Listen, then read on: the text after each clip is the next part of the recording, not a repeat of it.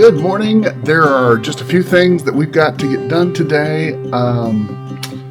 And like I said, I think we're kind of getting down to like not much left to do. So we've definitely got to print labels today. Yesterday when I went with Armando to where all of our stuff is stored, I picked up my printer, which is now sitting here ready to go.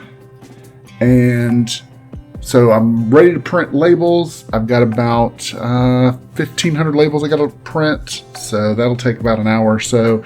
And then we need to go purchase Bibles for the campaign so that during Bible studies, the evangelists there have a Bible to share with the people that are there.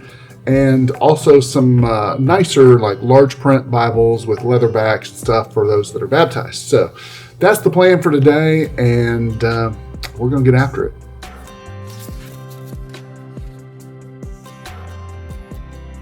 So this is what happens when a printer is in storage for a year.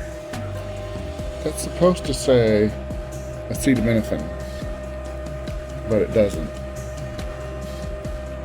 So I'm trying to clean the print heads, whatever that means.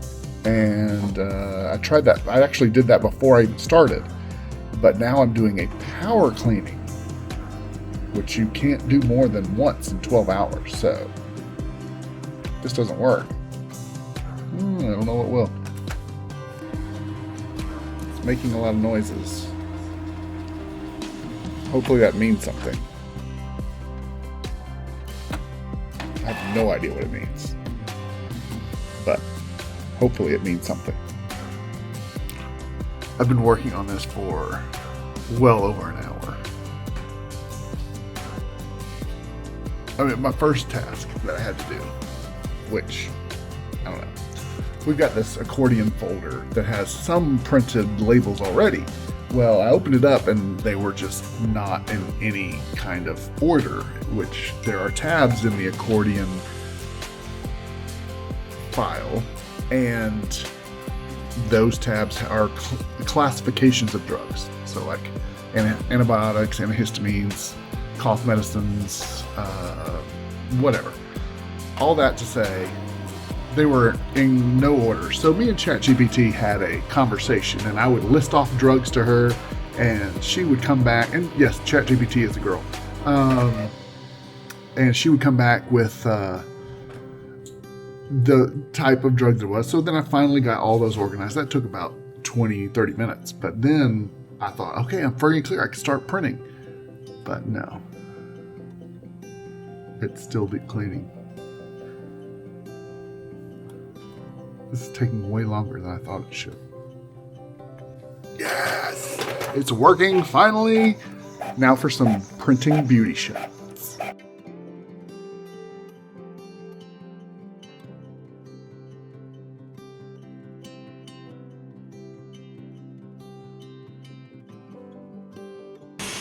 Alright, the plan for today is we're going to head out and buy Bibles. And then we're going to go down into Danley, which is where Daniel and his wife live and his family. And we're gonna have dinner with them. I like to take out the preachers that I can. If I have an opportunity, I like to take them out to dinner, just to kind of show my appreciation for all the work that they do, because they're doing probably as much as anybody, if not more, in getting ready for the campaign. So that's just something that we like to do, is just have some time and just talk about, you know, how their ministry is going and how the plans for the campaign are going and stuff like that. And just kind of get to sit down and spend some low-key time. That's not like a meeting, but just have a good time together and enjoy each other's company. So that's the plan. But first, Bibles. Yes. Gotta get the Bibles. Okay, so you can see maybe by this sign right here, this is the United Bible Society's, storefront here in Tegucigalpa. So that's where we come to get the Bibles. They have all the different versions of the Bible, and all the different translations and that sort of thing. So we come here every year and we grab our couple cases of Bibles so that our evangelists can have some Bibles to share with people that they're studying with and that sort of thing. And then we also get a little bit nicer Bibles for those who are going to be baptized. So, are they not open?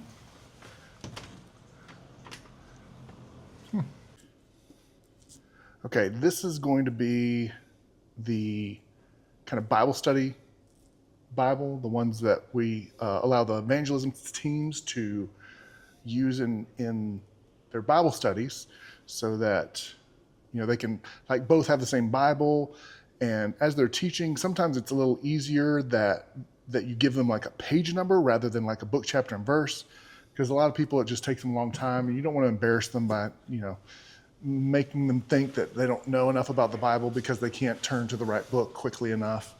And then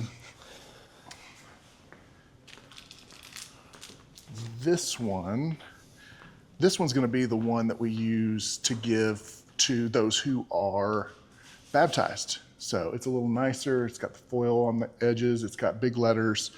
So that's going to be the one that we use for baptism. So we're going to get 2 boxes of the first kind and 1 box of the other kind, and we'll see.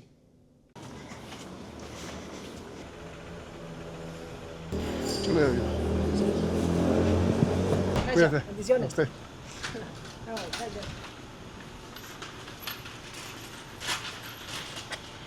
Okay, so one of the things we were just talking about is the difference between different countries that we visit. Not necessarily a direct comparison to Peru, but this is also kind of applicable in Panama. Here, the traffic is not great, but it's not so bad that we can't get things done. And that's kind of why we find ourselves with a lot of time on our hands on this trip, because first of all, we're in a great hotel. It's a nice hotel, but we don't pick it because it's nice. We pick it because it's close to everything. Same thing when we were in Peru. The hotel we stayed in there was a decent, nice hotel. It wasn't bad by anybody's standards, but we chose it because it's close to the things that we need to accomplish. And so here, our hotel is like within 10, 15 minutes of everything that we need to do, it seems like. Yesterday, when I went to go look at all of the equipment, the campaign equipment, I left like 30 minutes early to get there, and I was 20 minutes early to get there. And we just came to, buy Bibles. It's like 14, 15 minutes away. So it's just easier to get around a little bit here. And I'm not sure, it seems like the traffic's a little bit better this year. I don't know if you, it seems like it's not as bad. Yeah, the traffic's not nearly as bad as it has been, but we were also in a different hotel last year. Yes. The hotel we were in last year was right near like a high volume area. There's a big mall there. There's that's where the Price Mart is that we were at yesterday, and there's definitely a lot more traffic in that area. Like we went to go to the mall the other day, and just to get into park I had to get out, and I said, all right, I'm gonna go try to find what we need, and you try to find somewhere to park or just circle around one time, and I'll be back. And just because we couldn't find a place to park. So that's rare, but like we don't necessarily need to go to the mall that often, so it works out for us. So anyway, just interesting differences in places that we go in how quickly we're able to accomplish some things. And so like I didn't have to go anywhere to print the name tags and get the t-shirts made. I just sent the files to a guy that we've used several years and I trust, and he's going to take care of it. So that's where we're at. So no Ubers. Yeah, we're not using Uber here, although it may not be I've never tried Uber here, so I don't know how it would be. So I'm not even sure if it's available. Some countries it's just not available. But anyway, we're getting stuff knocked off our list. We're making preparations now to go to Nicaragua tomorrow. We're gonna grab just a couple like snack and water things just to make sure that we have our bases covered for tomorrow. We'll see.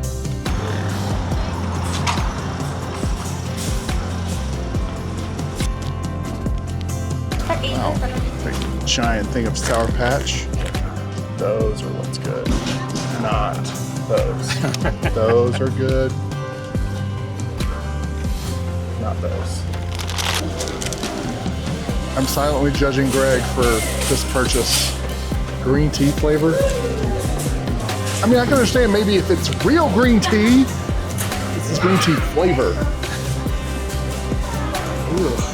Why would you flavor anything green tea? That sounds terrible. Okay, we got through the grocery store, got the supplies we need for tomorrow, and now I've got to finish printing labels. It's taking so much longer than I wanted to, but I'd rather be doing it now than for sure the first day or two of the campaign, which there have been some weeks or some campaigns that I have, it felt like that's all I did all week was print labels. So grateful not to have to be doing that. So I remember, it was when we went to Monteras. It was the first campaign after the pandemic. And all of our medicines that we generally keep in storage that kind of rotate over every year, we generally have a stock. And since the pandemic, we hadn't gone on a campaign in 2.5 years, all of that stock had expired. And so we had to buy all new stock. And I think it was that year that was one of the years where I felt like that's all I did was print labels, because it took us the entire week to get all of the medicines labeled. All right, we are off to go have dinner with Daniel and his family, and looking forward to spending a little bit of quality time with them. They're a nice, young, sweet couple with fun little kids, so looking forward to a good time.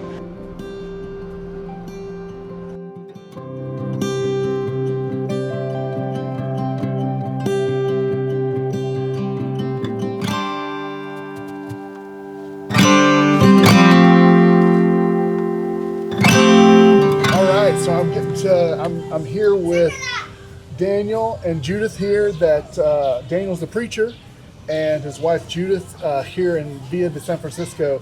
We're taking a little bit of time to just sit down and share a meal and talk about how excited we are about the campaign and just talk about how things are going and that sort of thing. But more than anything, I want you to get to know them, because they're going to be they are a critical part to the campaign. And one of the things that I talk about the first time that I come to a congregation like this to talk to them about possibly bringing a campaign here is that this doesn't need to be a campaign of the Americans or the North Americans. It needs to be a campaign for the local church here that we are coming to help out with. And he's really taken that to heart. And so kind of tell me a little bit about what you were saying about the plans that you've been making with the church here to get ready for the campaign. Yeah, well, hello everybody. Well, first of all, we are very excited with this campaign because we've been working during months for this. We've been trying to encourage our church, and we've been trying to teach some lessons to the church, then they can understand more about how important it is to be involved in this campaign. So with my wife, we've been teaching the ladies, we've been teaching the children, we've been teaching the teenagers, the men, in a way that they can understand more about the importance to be part of this activity. So this is something that we've been waiting for because first of all, we're so happy because of this, but also because we've been working during months for this activity. So we feel comfortable, but also proud with our church because we can see the work that God is doing through the church because they try to be involved in different areas. When we ask, hey, who wants to be part of the staff of the kitchen, so we have ladies that will be part of that. So who will be part of the staff of the maintenance? So we have men for that. Who wants to be part of the evangelism? So we have men for that. Teenagers. So that tells me that the church wants to be part of this activity in 100%. So, but this is not just because of me, but because of the work with my wife, with the church, and with the leaders that we have in our church. So this is something that we've been trying to do in months for this campaign. All right, so I just want you guys to be praying for Daniel and Judith here. They're tremendous workers in the Lord's kingdom. They have they put their lives on the line to be preachers and to teach here in Honduras. And so when you dedicate your life to something, that means something. And they've got two sweet little kids that are being taught the right way. And I'm excited to see what the future holds for this great couple. Okay. He gets all the Bibles. That way I don't have to bring them down later. Perfecto. Cuídate. Love you, brother. Love you too, brother.